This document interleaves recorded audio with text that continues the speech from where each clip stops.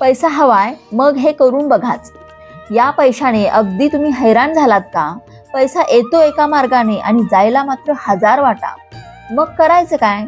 थांबा, एक उपाय आहे, तो करून बघा. वास्तुशास्त्रानुसार तुम्ही एक उपाय केला तर तुमची आर्थिक समस्या सुटू शकते. एक लाल कपडा घ्या, त्यामध्ये कापुराची वडी टाका आणि त्या कापुराच्या वडीला त्या लाल कपड्यात गुंडाळून तुमच्या तिजोरीत ठेवा. अर्थात जिथे कुठे तुम्ही पैसे ठेवता तिथे ठेवा. त्यानंतर दर 2 दिवसांनी तुम्हाला त्या कपड्यामध्ये कापराची वडी ठेवायची आहे आणि सलग 40 दिवस हा प्रयोग करायचा आहे.